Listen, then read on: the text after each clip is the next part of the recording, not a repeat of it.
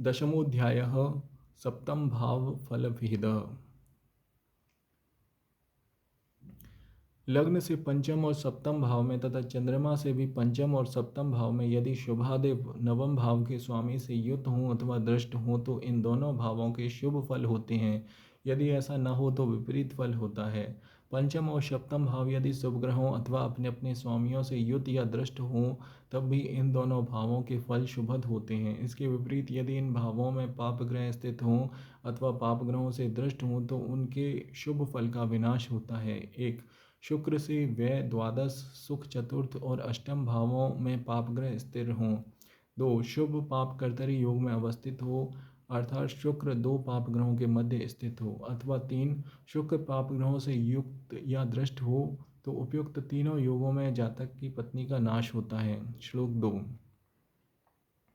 यदि सप्तमेश पंचम भाव में स्थित हो तो जातक की पत्नी का नाश होता है तथा वह निसंतान होता है। यदि पंचम भाव का स्वामी सप्तम भाव में स्थित हो अथवा अष्टम भाव का स्वामी सप्तम भाव में स्थित हो तो पत्नी का विनाश होता है। यदि क्षीण चंद्रमा पंचम भाव में तथा द्वादश सप्तम और लग्न भाव में पाप ग्रह स्थित हो तो जातक स्त्री पुत्र आदि से हीन होता है। यदि सूर्य और राहु सप्तम भाव में स्थित हो तो स्त्री के संसर्ग से जातक के धन का नाश होता है। श्लोक 3। यदि एक वृश्चिक राशि का शुक्र, दो वृष राशि का बुध, तीन नीच राशि मकर का बृहस्पति अथवा चार मीन राशि का मंगल या शनि सप्तम भाव में स्थित हो तो पत्नी का विनाश करते हैं। यदि कर्क राशि के मंगल और शनि की सप्तम भाव में युति हो तो जातक की पत्नी सती साध्वी और सुंदर होती है। श्लोक 4।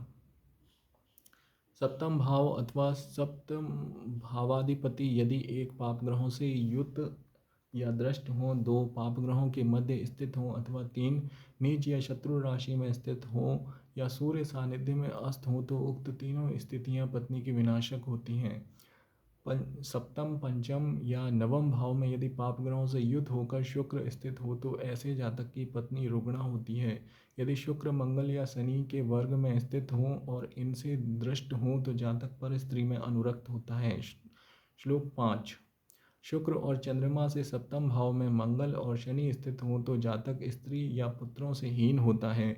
यदि सप्तम भाव में नपुंसक ग्रह और एकादश भाव में दो ग्रह स्थित हों तो जातक की दो स्त्रियां होती हैं। सप्तम भाव का स्वामी शुक्र के साथ यदि दो स्वभाव राशि में अथवा द्वै स्वभाव राशि के नवांश में स्थित हों तो जातक की दो स्त्रियां होती हैं। सप्तम भाव के स्वामी या शुक्र के साथ जितने ग्रह संयुक्त हों उतनी स्त्रियों की संख्या होती है। श्लोक 6। सप्तम भाव में जितने ग्रह अवस्थित हों उतनी संख्या तुल्य स्त्रियों से जातक का संबंध होता है। उन सप्तमस्थ ग्रहों में पाप ग्रहों की संख्या तुल्य स्त्रियों का विनाश होता है तथा शुभ ग्रहों की संख्या तुल्य स्त्रियां जीवित होती हैं। सप्तम भाव का स्वामी शुभ ग्रह हो और बलवान हो तो जातक की पत्नी साध्वी और सत्पुत्रों की जननी होती है। सप्तम भाव का स्वामी यदि पाप ग्रह हो और सप्तम भाव में ही स्थित हो तो जातक की पत्नी साध्वी होती है। सप्तम भाव में स्थित शुभ ग्रह सुभद ही होते हैं यदि वे त्रिकेश छठे, आठवें और 12वें भाव के स्वामी न हों। श्लोक 7। जन्मांग में यदि द्वितीय और सप्तम भाव पाप ग्रहों से संयुक्त हों या उनसे दृष्ट हों तो स्त्री की मृत्यु होती है। इन भावों पर यदि पाप ग्रह की दृष्टि भी हो तो वे विशेष रूप से अनिष्ट फल देते हैं। स्त्री के जन्मांग में यदि सप्तम और अष्टम भाव पाप ग्रहों से युत या दृष्ट हों तो वे पति के लिए मारक होते हैं। किंतु यदि उक्त दोनों भाव पति के जन्मांग में द्वितीय और सप्तम भाव तथा स्त्री के जन्मांग में सप्तम और अष्टम भाव शुभ ग्रहों से युक्त हों या देखे जाते हों तो पति पत्नी दोनों सुख सौभाग्य आदि से युक्त होते हैं। श्लोक 8। स्त्री के जन्मांग में यदि चंद्रमा शनि के साथ सप्तम भाव में स्थित हो तो उस स्त्री का पुनर्विवाह होता है। यदि यह योग पुरुष के जन्मांग में उपस्थित हो तो जातक स्त्री और संतान से हीन होता है। यदि सप्तम अष्टम और द्वितीय भावों में नीच या शत्रु राशिगत पाप ग्रह स्थिर हो तो यह योग यदि पुरुष जन्मांग में स्थित हो तो स्त्री की और यदि यह योग स्त्री के जन्मांग में स्थित हो तो पति की मृत्यु होती है। श्लोक 9। लग्न से सप्तम भाव में शम राशि वृष कर्क कन्या आदि हों तथा सप्तम भाव का स्वामी और शुक्र भी सम राशि में ही स्थित हों, पंचम भाव और सप्तम भाव के स्वामी बलवान हों तथा सूर्य सानिध्य में अस्त न हो तो जातक सत स्त्री और सत्पुत्रों से युक्त होता है। श्लोक 10।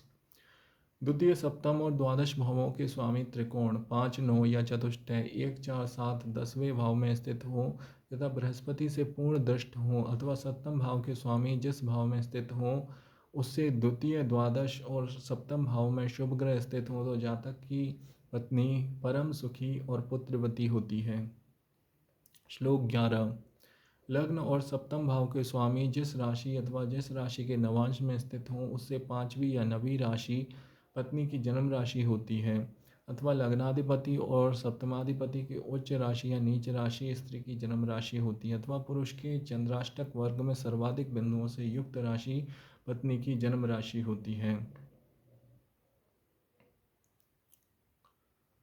श्लोक 12। सप्तम भाव में स्थित ग्रह सप्तम भाव के स्वामी और शुक्र जिस राशि में स्थित हो उस राशि की दिशा में जातक का विवाह होता है।